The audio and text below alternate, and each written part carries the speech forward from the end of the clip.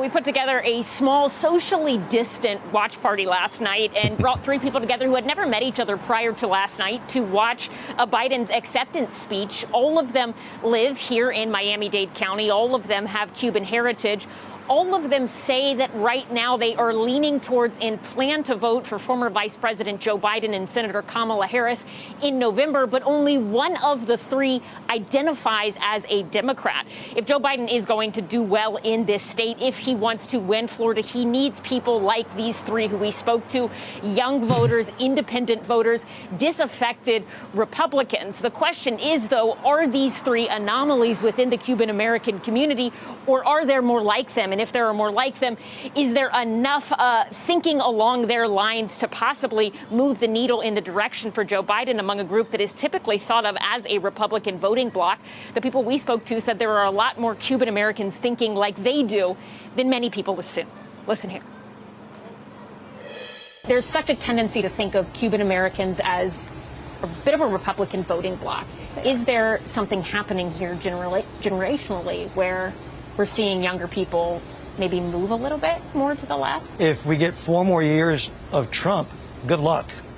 And good luck with the future attracting younger voters. I initially thought I was a Republican because my parents were Republicans and my whole family is Cuban American, Nicaraguan, very conservative people.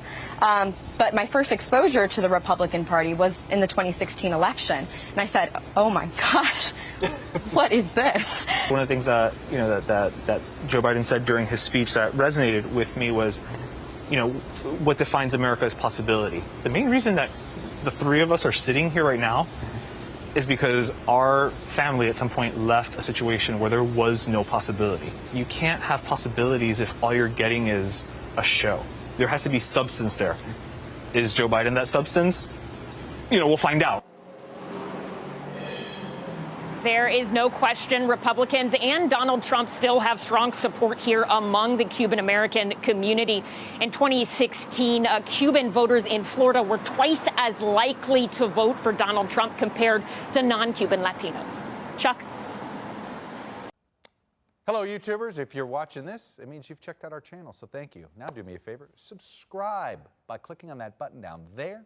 Click on any of the videos to watch the latest interviews and highlights from MTP Daily and MSNBC. You can get more Beat the Press content every morning in the First Read newsletter. If you're tired of content that you don't know anything about where it came from, you don't have to have that problem with us.